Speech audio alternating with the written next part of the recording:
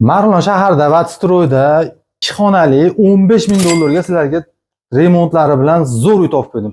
Sizlar bilan bitta obzorni ko'rib chiqamiz. Xo'p, Marg'ilon shahrida Vatstroyda Kanechkada 7 qavatli binoda Novostroykani 5-qavatida 2 xonali 55 kvadratli.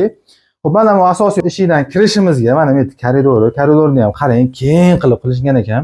Novostroyga o'sha pishiq puxta qilib qilingan. Xo'p, aboylari ham joyida, mana kelasiz, hamma sharoitlari yaxshi. Bu yerda bilasizlar do'stlar, gaz, suv, svet, kanalizatsiya umuman muammosi yo'q. Xo'p, kirishimizga mana bu yerda alohida bitta bunisi vannaxonasi, kafellarda yopishtirilgan, remontlari zo'r holatda turibdi.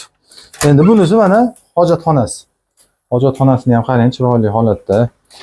Yonida mana o'zini oshxonasini ham kuxonli mebellarni qilib qo'yilgan, hamma sharoitlarga ega, duх kontrlari qo'yib qo'yilgan. Mana bu yerda bitta sho'rva ham qaynayapti. Kelishlaringga tayyor bitta sho'rva. Xo'p, kelasizlar, kiyim kechaklarni olib kelasizlar, shunday yashayverasizlar. Xo'p, 15 ming dollar deyilyapti. Ag'aga 15 yil 2 million 800 mingdan to'lanar ekan. Xo'p, mana bunisi bitta yotoqxona. Mebellari kelishilgan holatda bo'ladi. Aboylari ham hamma yo'llari mo'yshiya bo'ylardan yopishtirilgan ekan. Xo'p, eshiklari ham MDF, rosa chiroyli holatda saqlangan. Bunisi mana bitta zal. Zali ham mana konditsionerlar qo'yilgan, hamma sharoitlari zo'r.